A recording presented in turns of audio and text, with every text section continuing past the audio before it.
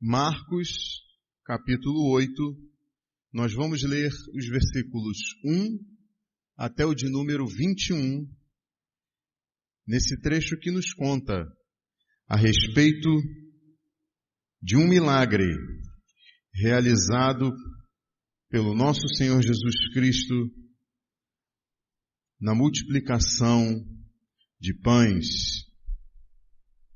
Marcos, capítulo 8, a partir do versículo 1, nos diz assim a palavra do Senhor. Naqueles dias, outra vez reuniu-se uma grande multidão. Visto que não tinham nada para comer, Jesus chamou seus discípulos e disse-lhes: Tenho compaixão desta multidão. Já faz 3 dias que eles estão comigo e nada têm para comer. Se eu os mandar para casa com fome, vão desfalecer no caminho, porque alguns deles vieram de longe. Os seus discípulos responderam: Onde, neste lugar deserto, poderia alguém conseguir pão suficiente para alimentá-los? Quantos pães vocês têm? Perguntou Jesus. 7, responderam eles. Ele ordenou à multidão que se assentasse no chão. Depois de tomar os 7 pães e dar graças, partiu-os e os entregou aos seus discípulos para que os servissem à multidão, e eles o fizeram. Tinham também alguns peixes pequenos. Ele deu graças igualmente por eles e disse aos discípulos que os distribuíssem. O povo comeu até se fartar e ajuntaram 7 cestos cheios de pedaços que sobraram. Cerca de 4.000 homens estavam presentes. E tendo-os despedido, entrou no barco com seus discípulos e foi para a região de Dalmanuta. Os fariseus vieram e começaram a interrogar Jesus. Para pô-lo à prova, pediram-lhe um sinal do céu. Ele suspirou profundamente e disse: Por que esta geração pede um sinal milagroso? Eu lhes afirmo que nenhum sinal lhes será dado. Então se afastou deles, voltou para o barco e foi para o outro lado. Os discípulos haviam se esquecido de levar pão, a não ser um pão que tinham consigo no barco. Advertiu-os Jesus: Estejam atentos e tenham cuidado com o fermento dos fariseus e com o fermento de Herodes. E eles discutiam entre si dizendo: É porque não temos pão. Percebendo a discussão, Jesus lhes perguntou: Por que vocês estão discutindo sobre não terem pão? Ainda não compreendem nem percebem? O coração de vocês está endurecido, vocês têm olhos, mas não veem, têm ouvidos, mas não ouvem, não se lembram? Quando eu parti os 5 pães para os 5.000, quantos cestos cheios de pedaços vocês recolheram? 12, responderam eles. E quando eu parti os 7 pães para os 4.000, quantos cestos cheios de pedaços vocês recolheram? 7, responderam eles. Ele lhes disse: Vocês ainda não entendem? Vamos orar. Deus eterno, poderoso, santíssimo, soberano, Pai de nosso Senhor e Salvador Jesus Cristo, nessa noite, junto com os meus irmãos, eu peço que a Tua graça seja sobre mim, para que eu possa expor a Tua palavra de forma fiel às Escrituras, Senhor, apresentando o Teu Evangelho ao Teu povo, Senhor Deus. Peço que Teu Espírito Santo possa trabalhar em cada coração aqui nesta noite, conforme a Tua mensagem para cada um de nós. Em nome de Jesus, eu oro pela Tua graça, para a glória do Teu nome. Amém. Você pode sentar.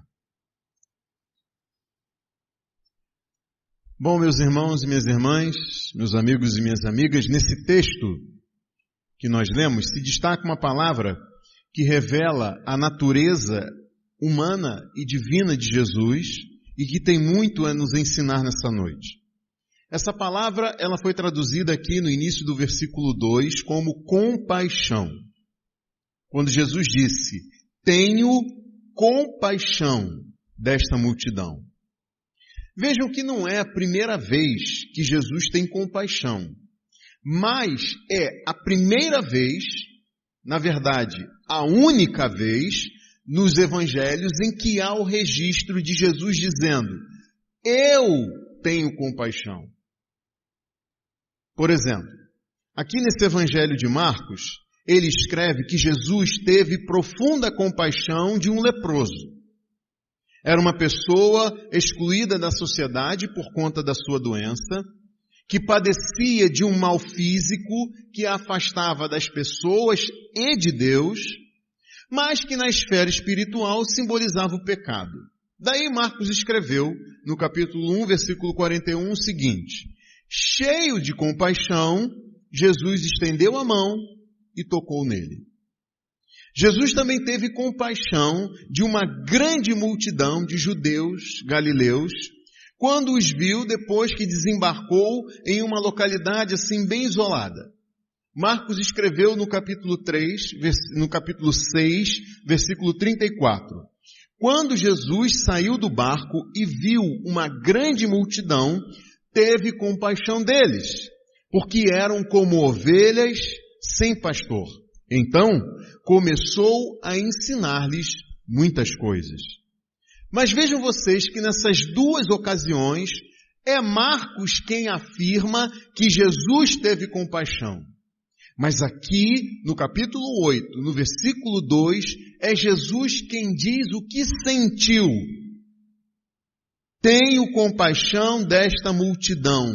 Já faz 3 dias que eles estão comigo e nada têm para comer. Se eu os mandar para casa com fome, vão desfalecer pelo caminho, porque alguns deles vieram de longe. Percebam que em cada uma dessas ocasiões, Jesus, ele se envolve com aquele que é alvo da sua compaixão. Ele se identifica com esses que são alvo da sua compaixão. Ele age imediatamente em favor e em socorro à mais profunda necessidade dessa pessoa por quem ele teve compaixão. O leproso foi tocado e purificado por Jesus. A multidão de judeus, que era como ovelhas sem pastor, foi ensinada, foi alimentada por Jesus como um pastor faz para suprir as carências do seu rebanho. A multidão de gentios, ela foi alimentada por Jesus depois de estar 3 dias no deserto. Esse capítulo aqui que nós lemos mostra Jesus manifestando profundos sentimentos, não só de compaixão. E isso ele faz em 3 ocasiões diferentes. E o modo de agir dele é diferente em cada uma dessas ocasiões. A primeira, como eu lhes disse, ele manifesta uma profunda compaixão por pecadores humilhados, nos versículos 1 até de número 10. Depois, ele manifesta uma profunda rejeição de pecadores obstinados, dos versículos 11 a 13. E por fim, uma profunda repreensão a pecadores amados, nos versículos 14 até 21. Uma profunda compaixão, uma profunda rejeição e uma profunda repreensão. Nós estamos em uma série de mensagens intitulada O Evangelho de Marcos para uma Igreja Missional, e nessa noite nós vamos aprender preciosas lições sobre a nossa missão nesse mundo, com as ocasiões aqui descritas que serviram de Jesus para a instrução dos 12 que ele tinha escolhido para serem seus apóstolos. E nós também, com a graça de Deus, seremos instruídos na medida em que a gente se identificar com esses discípulos de Jesus. Nós veremos que Deus, ele se move em favor de pecadores, mas ele também se move em desfavor de pecadores. Deus se move em favor de pecadores, mas Deus também se afasta em desfavor de pecadores. E aí a gente se pergunta, o que faz Deus se aproximar com compaixão de uns e se afastar de outros como um sinal do seu juízo? O que faz Deus ser tão cheio de compaixão e misericórdia, ao ponto de não se irar com facilidade e estar pronto para agir em amor e em fidelidade. Nessa noite nós veremos que Jesus age com compaixão, rejeição e repreensão na sua relação com pecadores. Jesus age com compaixão, rejeição e repreensão na sua relação com pecadores. E a primeira manifestação profunda de sentimento de Jesus, nos versículos 1 a 10, é de compaixão por pecadores humilhados. A palavra que foi traduzida no início desse versículo 2 como compaixão, significa, no original, ser movido pelas entranhas. Ter um movimento nos intestinos. Literalmente significa isso. Isso porque as entranhas eram consideradas pelos hebreus como a sede das paixões mais extremas. Para eles, era a sede das afeições mais sensíveis, especialmente a bondade, a benevolência e a compaixão. Mas vejam que na nossa cultura, a gente diz que esses são sentimentos do coração.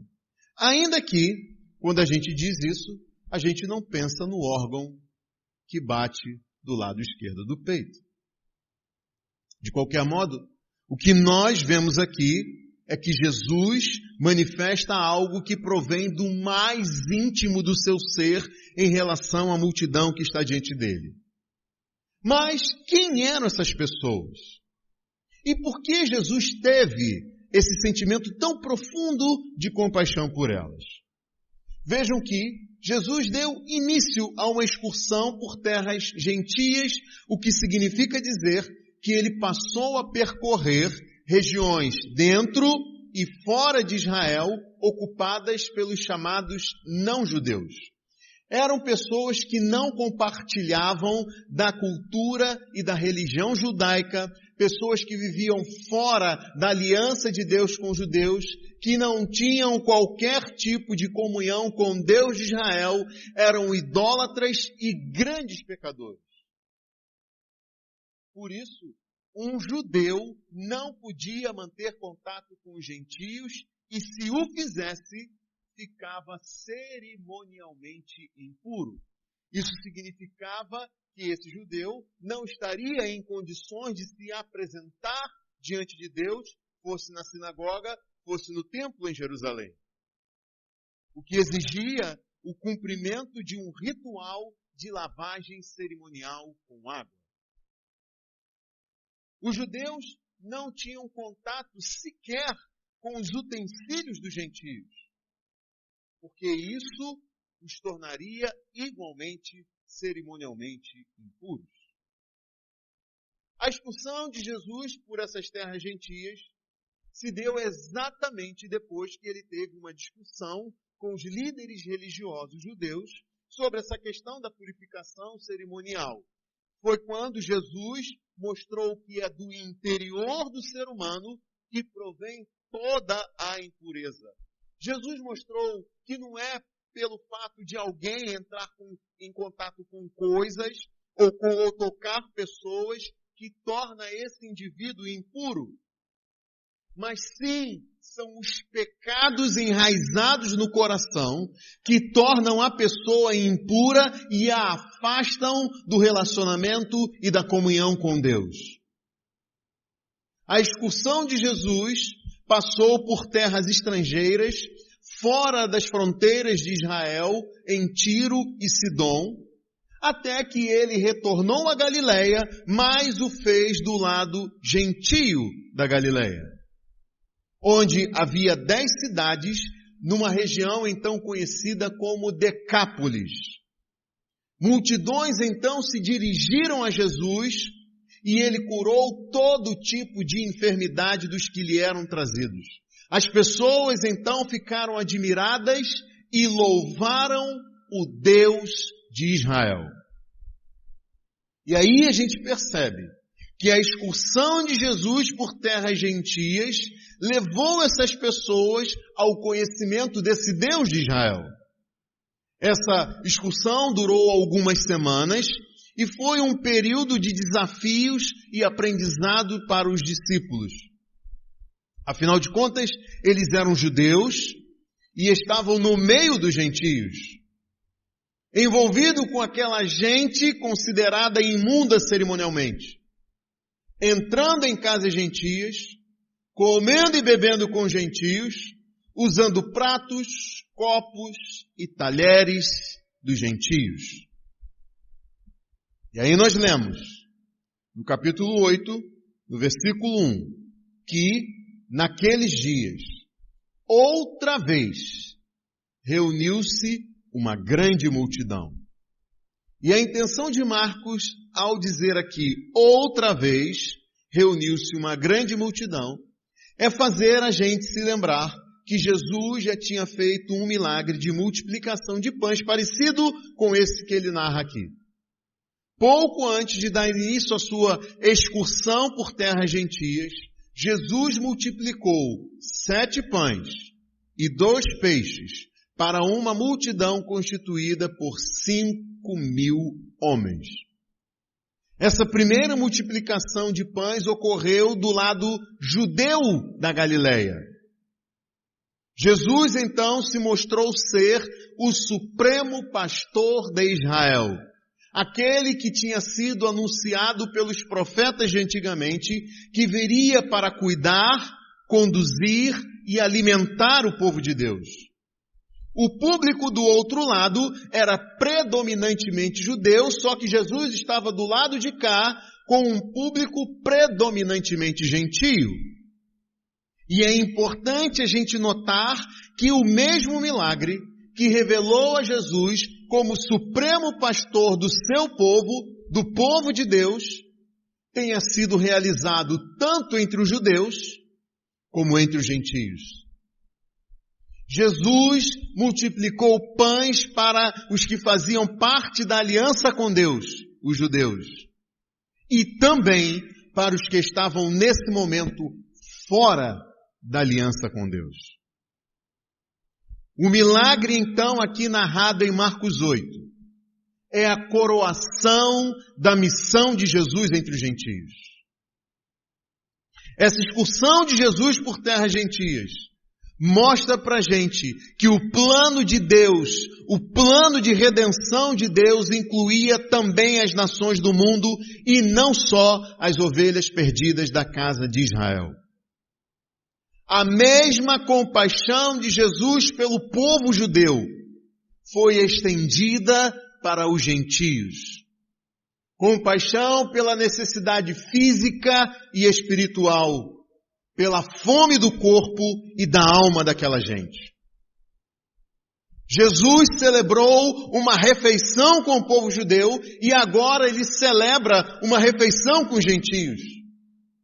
Mas no fim do seu ministério na terra, ele ainda celebraria uma última refeição com seus discípulos, inaugurando uma nova aliança que passaria a incluir judeus e gentios. E curiosamente, coincidentemente, assim como foi depois de 3 dias que Jesus celebrou essa refeição com os gentios, foi depois de 3 dias da sua morte que Jesus ressuscitou dos mortos, coroando a sua obra de redenção e salvação. Foi depois da sua ressurreição que os apóstolos receberam de Jesus a grande comissão de pregar em todo o mundo e fazer discípulos de todas as nações. A fome das nações foi então suprida pelo pão vivo que desceu do céu. E se alguém comer deste pão, viverá eternamente. E o pão que deveria dar pela vida do mundo é a sua carne. É o seu corpo entregue em sacrifício para o perdão de pecados de quem nele crê e o recebe como seu Salvador e Senhor. E daí eu lhe pergunto, você tem fome de quê? Você tem sede de quê? Quem sabe você pensa em dinheiro, prazer para aliviar a dor, diversão, bebida, comida, arte e poder ir para qualquer parte. Mas só Jesus pode satisfazer a sua maior e mais profunda necessidade. Jesus foi movido por uma profunda compaixão. O que nos leva a pensar, que compaixão é essa? O que caracteriza, o que identifica essa compaixão de Jesus? O que essa compaixão de Jesus tem a nos ensinar para a nossa ação missional nesse mundo? E eu quero destacar 3 características dessa compaixão de Jesus. A primeira delas é que a compaixão é um sentimento interior. Vejam que Jesus se identifica com a multidão, se compadece deles, sofre o mesmo com eles e é motivado de dentro para fora a fazer algo em favor deles. Essa é a primeira característica da compaixão. Ela nasce dentro da pessoa. Ela é interior. Não é por mero senso de dever. Não é por causa simplesmente de uma responsabilidade ou de uma obrigação que faz a pessoa agir. A compaixão não é motivada por uma imposição. Vejam que se a gente agir, só quando tiver o dever e a responsabilidade de fazer alguma coisa, nós seremos escravos de falsos e contrários sentimentos à compaixão. Nós faremos as coisas forçosamente e até aborrecidamente. E isso não é compaixão, não é mesmo. Segunda característica, a compaixão ela é centrada no outro. Vejam que Jesus disse, tenho compaixão desta multidão. Jesus teve compaixão deles. E aqui nós temos a segunda característica, que é que a compaixão ela brota do interior, mas ela tem em vista o outro. A compaixão é um sentimento interior motivado quando os nossos olhos se abrem para enxergar e apreender as mazelas do outro. A compaixão, ela não é autocentrada. Ela é outro-centrada.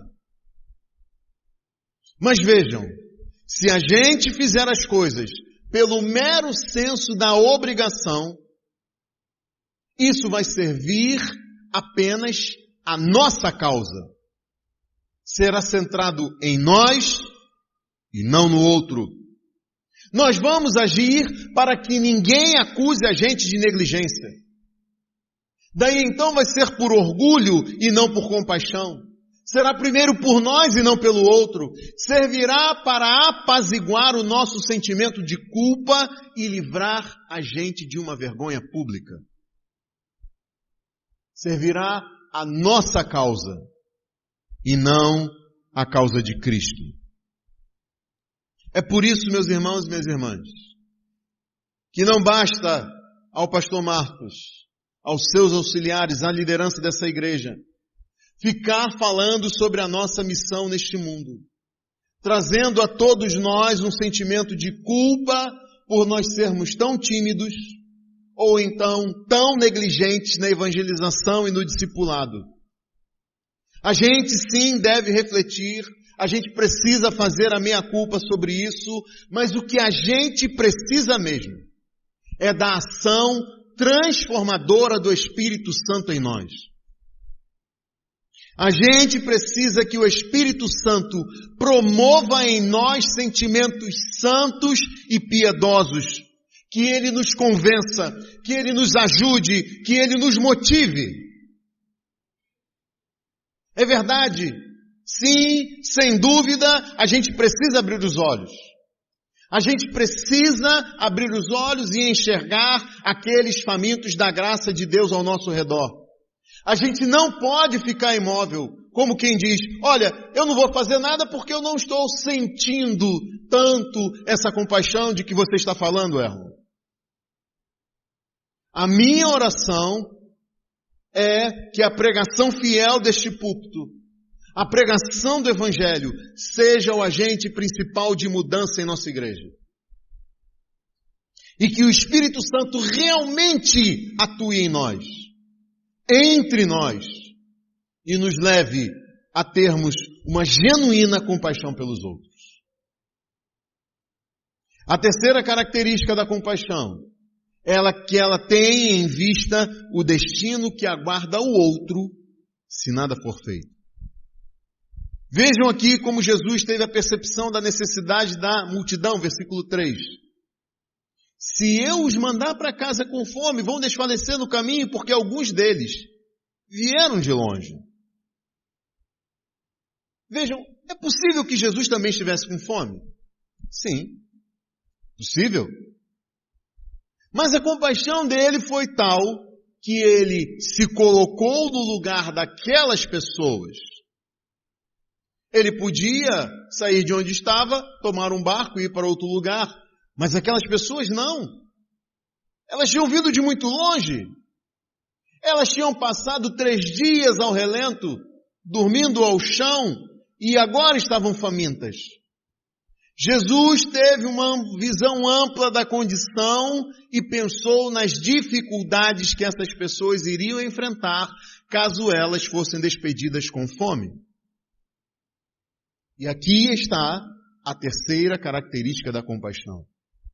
Ela pensa no que pode acontecer ao outro, se essa pessoa continuar no estado em que se encontra. Agora pensem comigo. Como essa compaixão é necessária se a gente quiser agir de modo missional nesse mundo caído em pecado? Primeiro, a compaixão é um sentimento interior. Ela é motivada por sentimentos santos, piedosos e conscientes, e não como fruto de uma mera obrigação. Segundo, a compaixão ela é centrada no outro. Ela não tem em vista os nossos próprios interesses e está ciente do preço a ser pago por isso. A terceira característica, a compaixão, ela tem em vista o destino que aguarda o outro se nada for feito. Você não apenas se coloca no lugar do outro, mas tem a plena percepção da urgência da mudança na condição dessa pessoa. Porque se nada for feito, ela está perdida. E eu lhes pergunto, como você acha que seria a sua ação missional se você tivesse a mesma compaixão que Jesus teve por essa multidão? Talvez como eu, você precise nesse momento pensar naquilo do que você precisa se arrepender nessa noite, diante dessa compaixão de Jesus, em contraste com a falta da mesma compaixão em você. A minha oração é que Deus abra os nossos olhos, para que nós possamos ver as pessoas ao nosso redor como famintas, cansadas e incapazes de suprir por si mesmas as mais profundas necessidades de suas almas. Agora eu lhe convido a olhar para os discípulos e ver como eles agiram, ou melhor, como eles reagiram. É curioso que na primeira multiplicação de pães, foram eles que procuraram a Jesus no fim do dia, dizendo, este é um lugar deserto e já é tarde. Manda embora o povo para que possa ir aos campos e povoados vizinhos para comprar algo para comer. Agora, é Jesus quem os provoca. E então, no versículo 4, nós lemos, os seus discípulos responderam, onde? Nesse lugar deserto. Poderia alguém conseguir pão suficiente para alimentá-los. Percebam comigo que tanto na primeira como na segunda multiplicação de pães, os discípulos não foram nada compassivos. Percebam como eles se colocaram de fora, como espectadores. Agora aqui na segunda multiplicação, eles perguntaram quem poderia fazer alguma coisa por esse povo. Mas não eles. Eles não tiveram a percepção de que aquelas pessoas não podiam fazer nada em favor de si mesmas. Tanto agora como na primeira vez, eles queriam que as pessoas dessem o jeito delas. Eles não pensaram nas consequências e no destino que aguardava essas multidões. E vejam que, meus irmãos e minhas irmãs, poucas semanas antes desse evento, desse episódio aqui de Marcos 8, eles tinham presenciado Jesus multiplicar 7 pães e 2 peixes para 5.000 judeus. Mas agora eles sequer cogitaram a possibilidade de Jesus ser esse alguém capaz de alimentar a multidão de gentios. A coisa chegou a tal ponto que, de forma surpreendente, é Jesus quem tem que perguntar quantos pães eles tinham. O mínimo que se esperava dos discípulos aqui era o seguinte: Senhor, não há recursos nesse deserto e nós não temos condições de suprir pão suficiente para toda essa gente. Então, será que o Senhor não poderia fazer de novo o que fez semanas atrás, quando multiplicou o pão e peixe para aquela multidão de 5.000 do outro lado do Mar da Galileia? Eu suspeito que os discípulos reagiram de forma tão fria, tão sem compaixão, tão distante da miséria dessa gente, porque era uma multidão de gentios. Nós não podemos nos esquecer que os gentios não eram bem-vindos e nem bem vistos pelos judeus. Ah, Erlon, mas você está falando dos discípulos de Jesus. Se você acha que eu estou exagerando com isso, você precisa se lembrar ou ser informada que mesmo depois da ressurreição de Jesus, mesmo depois deles terem recebido a grande comissão de pregar a todos de todas as nações, eles continuaram apegados à tradição religiosa, evitando o contato e se negando a ter comunhão com os gentios. E daí então, nessa fase, era de se esperar que eles agissem dessa maneira, com indisposição para com esses gentios. E eu suspeito que com a gente ocorra o mesmo.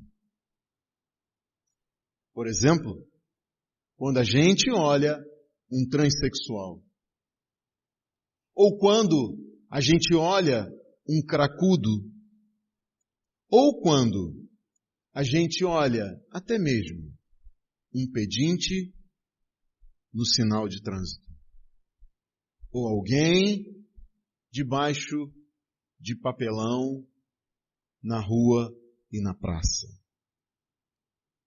Mas Jesus estava disposto a ensinar, mesmo que eles se mostrassem tardios em aprender.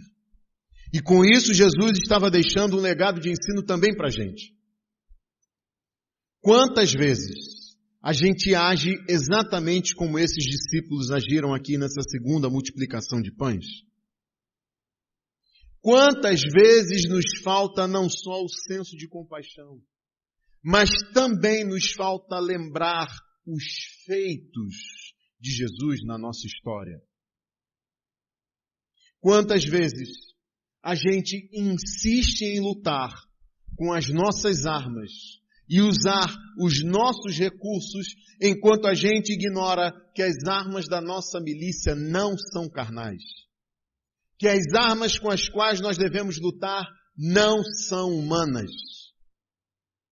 Quantas vezes a última coisa que a gente faz é dobrar os joelhos diante do Senhor, reconhecer a nossa impotência, para então confirmar que em Deus e somente nele tudo é possível ao que crê. Mas vejam que a despeito dos discípulos, Jesus organiza as pessoas, mandando que se assentem ao chão, toma os 7 pães e alguns peixes, dá ordem para que os discípulos sirvam esses gentios e ao fim, depois de todos estarem plenamente satisfeitos, os discípulos recolhem 7 cestos cheios das sobras e partem de barco com Jesus para Dalmanuta.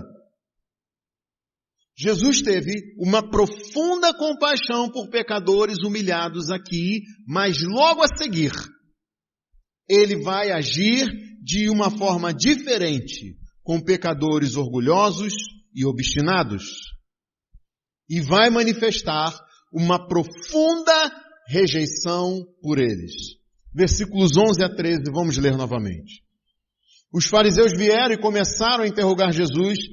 Para pô-lo à prova, pediram-lhe um sinal do céu. Ele suspirou profundamente e disse: por que esta geração pede um sinal milagroso? Eu lhes afirmo que nenhum sinal lhes será dado. Então se afastou deles, voltou para o barco e foi para o outro lado. Vejam que foi a compaixão que moveu Jesus em favor dos gentios. Um sentimento profundo e intenso em favor dos esfaimados no corpo e na alma, mas um sentimento tão profundo quanto esse, ainda que totalmente oposto, afastou Jesus dos fariseus. No versículo 12 nós lemos que Jesus suspirou profundamente antes de responder e se afastar dos fariseus. O que mostra o profundo sentimento manifestado por eles. Os fariseus já tinham presenciado Jesus curar, expulsar demônios e até declarar o perdão de pecados, por isso nada mais lhes seria dado como prova de Jesus ser o Cristo, o Filho de Deus. Meus irmãos e minhas irmãs, meus amigos e minhas amigas, talvez vocês fiquem assustados como Jesus pode manifestar profundos sentimentos em situações diferentes e tão opostos entre si. Saibam que amor e ódio convivem harmoniosamente em Deus. Salvação e condenação provêm igualmente do mesmo Deus. Somos nós que fazemos perguntas tolas do tipo: como um Deus tão amoroso pode condenar pessoas eternamente ao sofrimento no inferno? Enquanto que a gente deveria era perguntar: como um Deus tão santo e tão justo pode admitir pessoas no céu convivendo com Ele? E nada disso tem a ver com mérito pessoal. Eu digo isso porque Jesus manifesta aqui uma profunda rejeição a pecadores obstinados e endurecidos de coração, como eram os fariseus. Mas vejam a seguir que os discípulos se mostram tão insensíveis e com o coração tão endurecido, tão cegos aos milagres que eles já tinham presenciado, tão surdos aos ensinos que eles já tinham ouvido, tão desmemoriados de tudo o que tinham experimentado ao longo do tempo que conviveram com Jesus. E mesmo assim, Jesus não desistiu deles. Antes, manifestou uma profunda repreensão a pecadores amados. Jesus está em plena travessia do Mar da Galileia, em um barco com os seus discípulos, e aí nós lemos, nos versículos 14 a 21, que, veja comigo, os discípulos haviam se esquecido de levar pão, a não ser um pão que tinham consigo no barco. Advertiu Jesus: estejam atentos e tenham cuidado com o fermento dos fariseus e com o fermento de Herodes. E eles discutiam entre si, dizendo: é porque não temos pão. Percebendo a discussão, Jesus lhes perguntou: por que vocês estão discutindo sobre não terem pão? Ainda não compreendem nem percebem. O coração de vocês está endurecido. Vocês têm olhos, mas não veem, têm ouvidos, mas não ouvem. Não se lembram? Quando eu parti os 5 pães para os 5.000, quantos cestos cheios de pedaços vocês recolheram? 12, responderam eles. E quando eu parti os 7 pães para os 4.000, quantos cestos cheios de pedaços vocês recolheram? 7, responderam eles. Ele lhes disse: vocês ainda não entendem?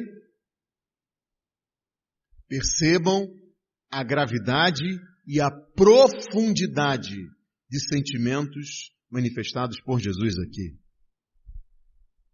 Os discípulos se deram conta do vacilo de não levar pão na travessia, ainda que eles tivessem recolhido 7 cestos bem grandes de pão depois do milagre da multiplicação. Era dever deles recolher provimentos para si e para o mestre, mas só havia um mísero pão com eles naquele barco. Daí, por um acaso, Jesus começa a falar sobre o fermento. Eles errados, logo que ouviram a palavra fermento, associaram a falha deles. Mas Jesus estava falando de fermento de homens, o que claramente apontava para o ensino e a influência nociva dessas pessoas. Isso deveria ser facilmente compreendido pelos discípulos como algo diferente do fermento de pão, se não fosse pela falha deles em não trazer o suprimento de pão para a viagem. Jesus estava falando aqui sobre o fermento dos fariseus e o fermento de Herodes. O fermento dos fariseus era a falsa fé. O fermento de Herodes era a falta de fé. O fermento dos fariseus era a falsa religião. O fermento de Herodes era a falta de religião. O fermento dos fariseus era a conduta hipócrita, dissimulada. O fermento de Herodes era a descarada conduta imprópria. O fermento é geralmente um símbolo na Bíblia do mal e da corrupção, e a ideia por trás do uso do fermento como esse símbolo é que uma pequena quantidade desse material é capaz de fazer crescer uma pequena quantidade de massa de dentro para fora. O fermento misturado à massa ilustra a ação interior e crescente do mal e da corrupção no coração das pessoas, se espalhando e se disseminando. Os discípulos deveriam ter compreendido isso de cara, se não fosse pela falha deles. E agora eles estão no mesmo cenário onde já tinham passado por experiências espetaculares que mostraram que Jesus é o Cristo, o Filho de Deus. Curiosamente, 2 milagres parecidos, assim como as 2 multiplicações de pães tão parecidas. Primeiro foi nesse mesmo cenário, em um barco no Mar da Galileia, que Jesus levantou-se e apaziguou um furacão. Depois, foi quando eles estavam sendo jogados de um lado para outro pelas ondas, que Jesus veio andando sobre as águas e disse: coragem, sou eu, não tenho medo. Entrou no barco e fez calar a ventania. Nessas 2 ocasiões, eles tinham seguido à risca as ordens de Jesus. Eles não tinham falhado em nada, mas agora não. Eles tinham falhado em não trazer pão em quantidade suficiente para a viagem. E daí surgem as perguntas. Será que Jesus deixaria de supri-los porque eles tinham falhado? Será que Jesus só fazia milagres se os discípulos fossem obedientes em tudo?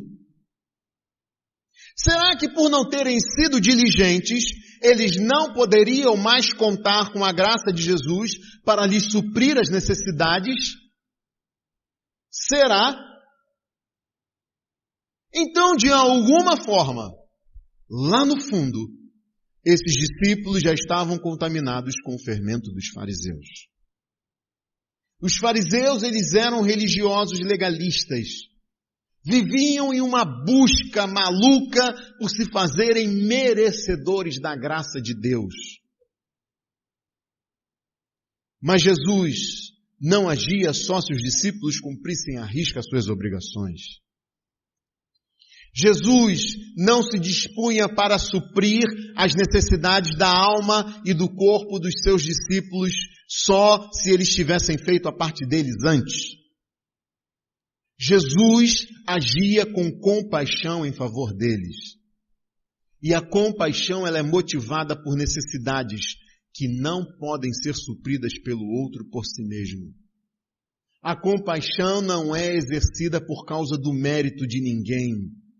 Aliás, ela se manifesta exatamente porque o outro não tem mérito nenhum. E daí, a série de perguntas 9, feitas por Jesus, culmina com: vocês ainda não entendem? Por outro lado, os discípulos também já estavam contaminados com o fermento de Herodes. Herodes foi o homem que ouvia a palavra de Deus por meio de João Batista e se admirava com o que ouvia.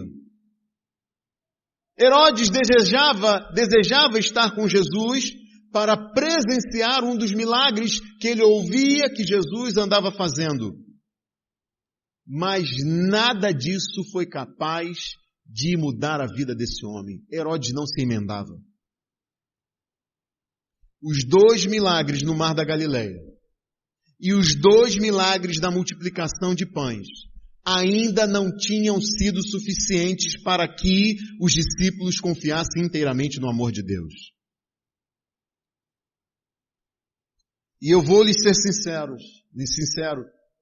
que é aqui que eu olho para mim mesmo, sabendo que lá no fundo, dentro de mim, há um pouco do fermento dos fariseus e do fermento de Herodes.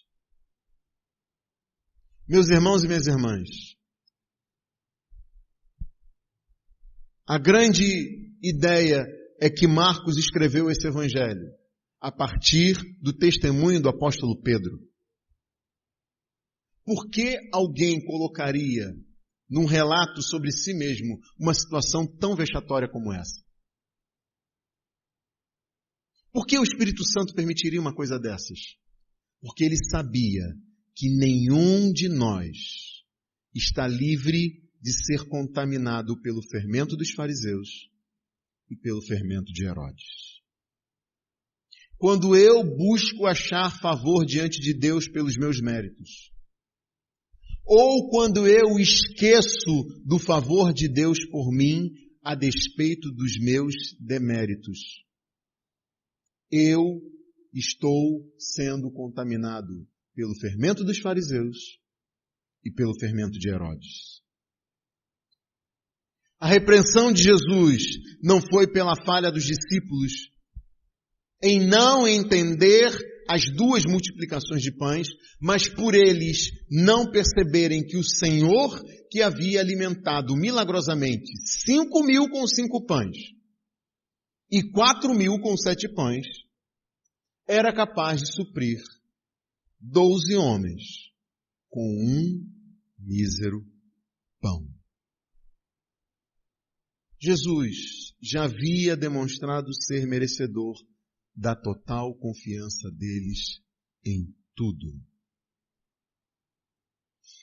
Interessante é como Jesus questiona sobre a incredulidade deles, comparando os seus discípulos, aqueles de coração endurecido que não faziam parte do reino de Deus.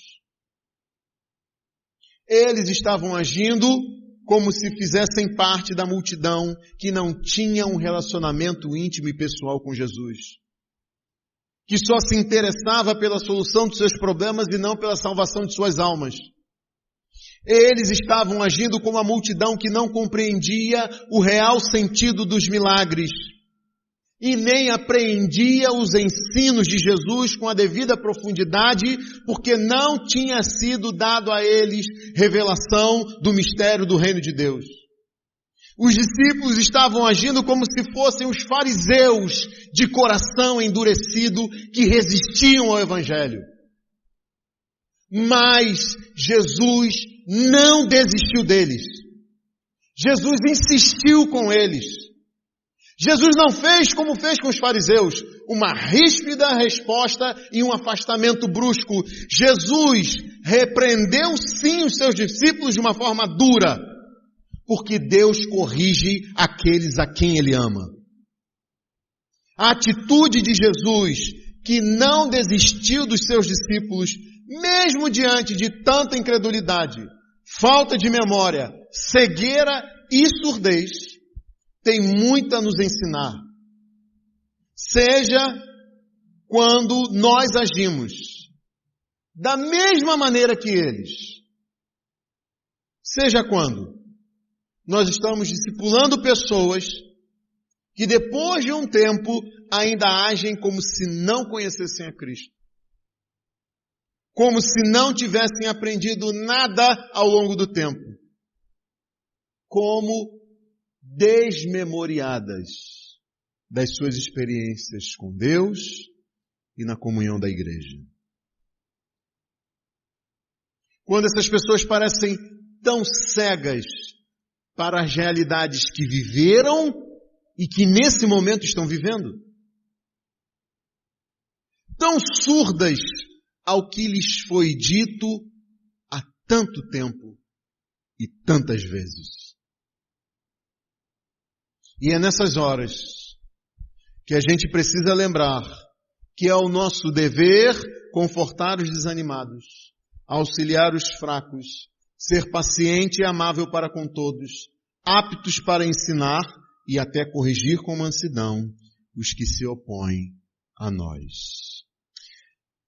Jesus age com compaixão, rejeição e repreensão na sua relação com pecadores. E daí eu lhe pergunto, como ele vai agir em relação a você nessa noite? A sua rejeição, a sucessão de provas de que Jesus é o Cristo, encerrará você cada vez mais em condenação sob o juízo de Deus. E eu lhe digo, muito cuidado com isso. Não superestime a paciência do Senhor, nem subestime a ira dele sobre pecadores. Que Deus não lhe vire as costas e o abandone à sua própria sorte. Mas há quem pense que pode viver de uma forma descomprometida, descompromissada, só porque ouve umas pregações, é amigo dos crentes, e aí imagina que será livre da condenação eterna. Eu lhe digo, isto é um ledo engano. Ou quem sabe você se esqueceu da compaixão de Jesus por sua vida e hoje tem o coração tomado pelo mal e pela corrupção moral.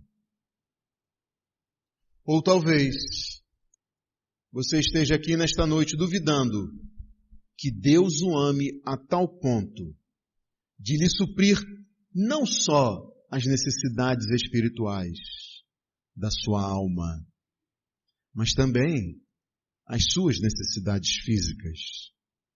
Se esse é o seu caso, ouça o que disse o apóstolo Paulo à igreja dos Filipenses no capítulo 4. O meu Deus suprirá todas as necessidades de vocês de acordo com as suas gloriosas riquezas em Cristo Jesus. A nosso Deus e Pai seja a glória para todo o sempre. Amém.